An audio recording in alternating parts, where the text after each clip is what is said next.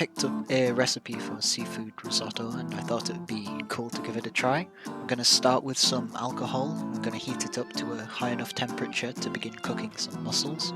Now, as far as I'm aware, these aren't the biceps from some underwater beast.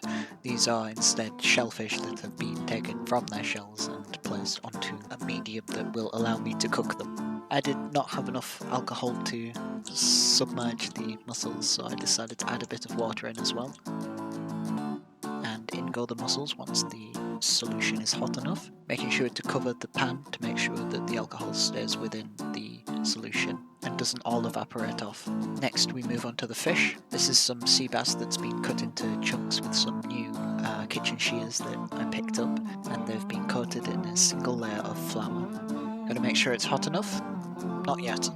Maybe now? No, I was a bit too eager. We'll keep the rest out until it's hot enough, and there we go, it's starting to spit. In with the rest of it. We cook these for about 5 minutes, trying not to overcook them, otherwise the fish would go all dry and it wouldn't exactly be nice to taste. I clean out the pan and chuck in the prawns. These take even less time than the fish does to cook.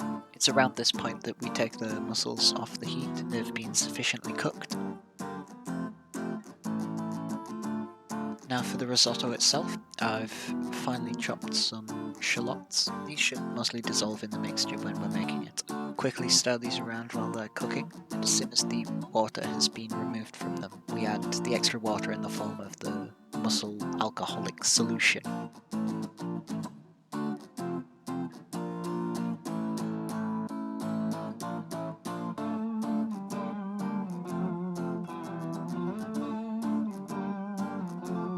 Kinda like some form of essential oils, but in the form of seafood tasting water.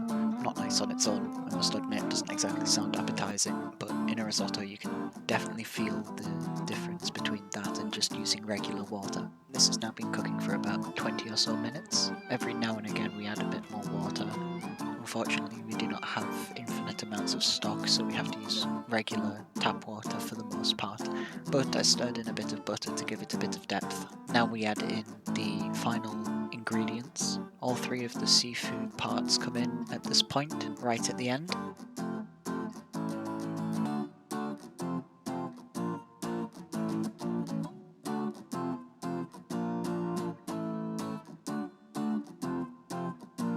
And after that, it's ready to serve.